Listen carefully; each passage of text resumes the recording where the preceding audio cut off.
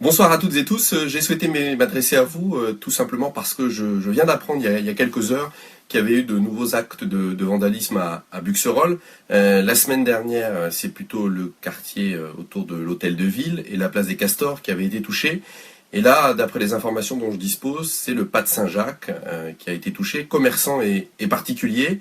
D'abord, je voudrais avoir une pensée pour ceux qui ont été victimes de ces dégradations, de ce vandalisme, parce que c'est toujours assez difficile à vivre.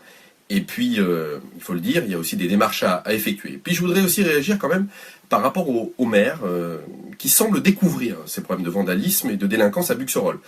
Alors moi je voudrais lui dire qu'on lui a signalé à plusieurs reprises nos inquiétudes sur ce sujet. Je lui ai notamment indiqué lors du dernier conseil municipal plusieurs habitants qui m'avaient dit qu'ils quittaient Buxerolles parce que leur quartier devenait difficile à vivre. Et pour le coup, il avait l'impression de faire mine de découvrir ce sujet, alors que c'est un sujet assez récurrent, et nous on l'a dénoncé aussi il y a quelque temps dans le petit Buxerollois.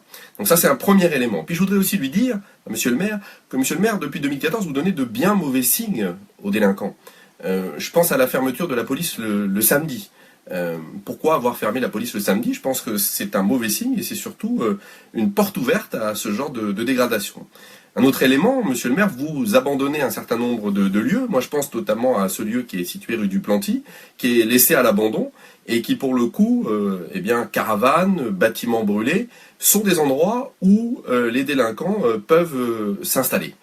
Et donc voilà, je regrette vraiment, et surtout ce que je regrette, c'est le fait qu'on ne soit pas écouté, que nos propositions, parce qu'on a fait des propositions précises, ne soient pas entendues sur ce sujet, comme beaucoup de sujets d'ailleurs, alors que je pense qu'il y aurait une vraie possibilité de travailler ensemble.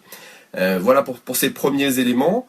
Bon, monsieur le maire, vous voulez réunir par exemple les commerçants, il n'y a pas associé l'opposition, alors qu'on aurait sûrement notre pierre à apporter à l'édifice, et puis...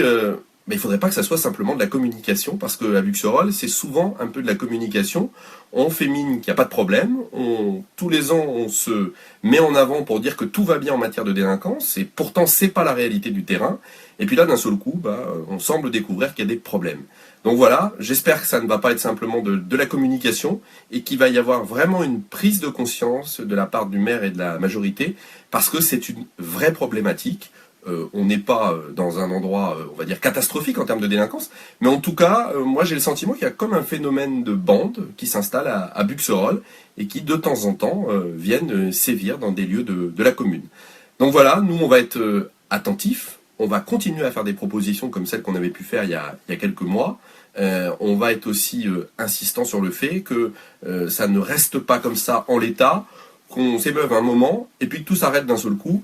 On va être attentif sur le long terme, parce que maintenant c'est des propositions sur le long terme, monsieur le maire, qu'il faut faire, sinon dans quelques semaines, on retombera dans les mêmes travers. Voilà, je vous souhaite une très bonne soirée, et je vous dis à très bientôt, avec toujours une pensée pour ceux qui ont connu ces désagréments le week-end dernier et ce week-end. Voilà, à très bientôt, au revoir.